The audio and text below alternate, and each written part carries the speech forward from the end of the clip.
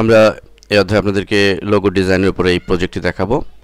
দেখুন এই লোগো ডিজাইনের উপরে প্রজেক্টটি আমরা করেছি এখানে ক্লাউড 2010 সলিউশন নামে।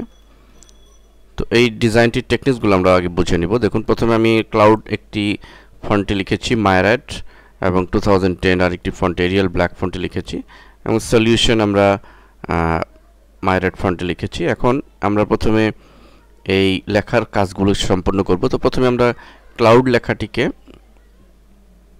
এই ধরনের গ্রেডিয়েন্ট ইফেক্ট অ্যাপ্লাই করব। তো আমরা এটিকে এজন্য রাস্টারাইজ করে নেব, টাইপ মেনুতে গিয়ে ক্রিয়েট আউটলাইন্স করে নেব, তাহলে এটি রাস্টারাইজ হবে।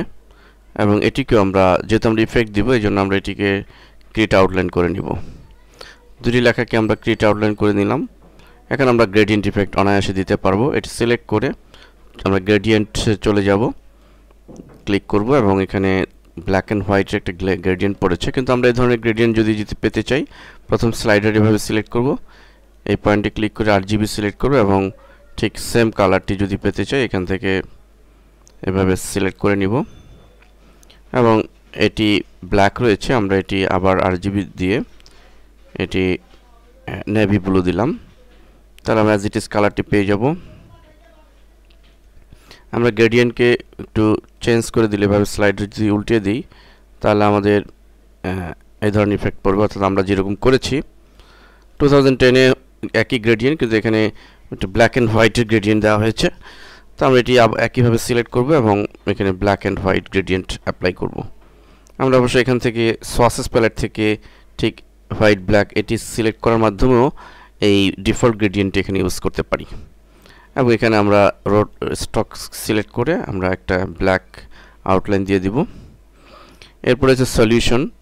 সলিউশন লেখাটি দেখুন একটু স্পেস দেওয়া হয়েছে, আর কিছু নয়। আমরা ডাবল ক্লিক করে প্রতিটা অক্ষরের মধ্যে একটা করে স্পেস দিব।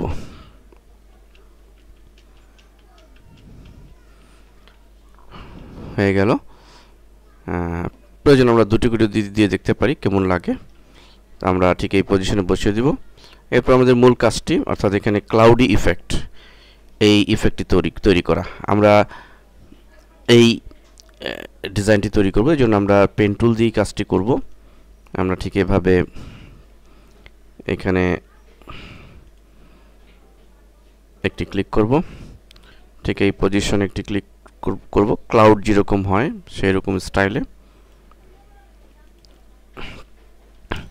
সরি, আমরা এটি স্ট্রোক কালারটি ফিল কালারটি নান করে স্ট্রোক কালারটি দিয়ে দিব। দেন এই পজিশনে একটি কার্ভ তৈরি করব, ভেঙে ফেলব। ঠিক এখানে এসে আমরা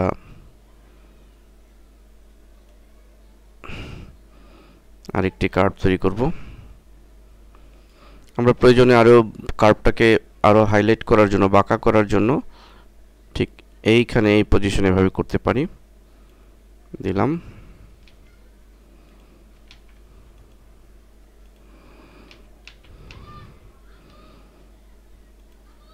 অল্টার চেপে ধরে নিব কার্ভ করার জন্য।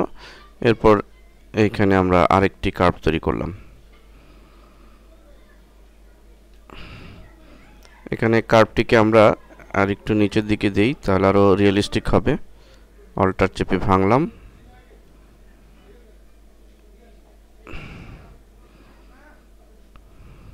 আমি একটু ভিন্ন ধরনের ক্লাউড করছি।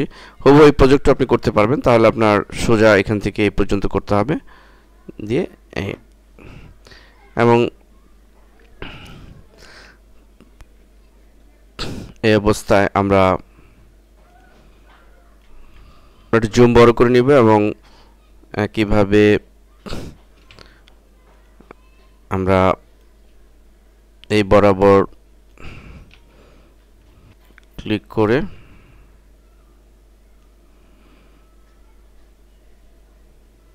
দিলাম, অল্টার চেপে ভাঙলাম, আবার এই বরাবরে ক্লিক করে এখানে একটি কার্ভ করলাম এবং এই বরাবরে ক্লিক করে ওকে।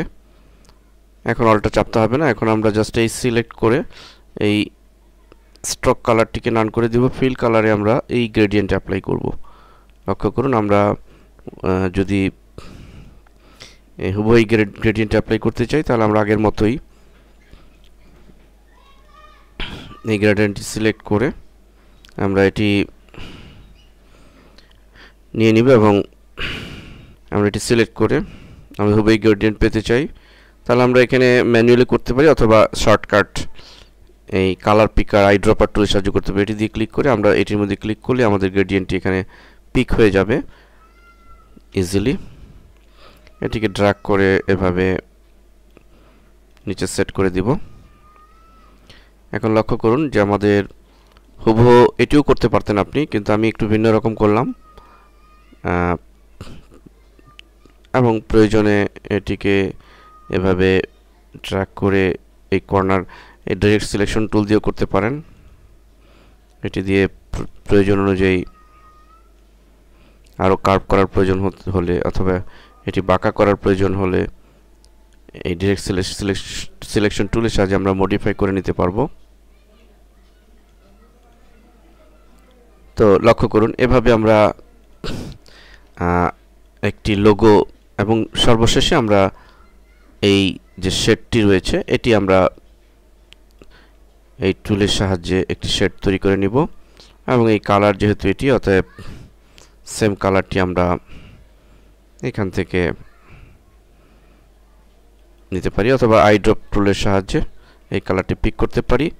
অবজেক্ট মেনুতে অ্যারেঞ্জে গিয়ে সেন্ড টু ব্যাকে দিলে আমাদের এরকম হয়ে যাবে, হয়ে গেল আমাদের লোগো।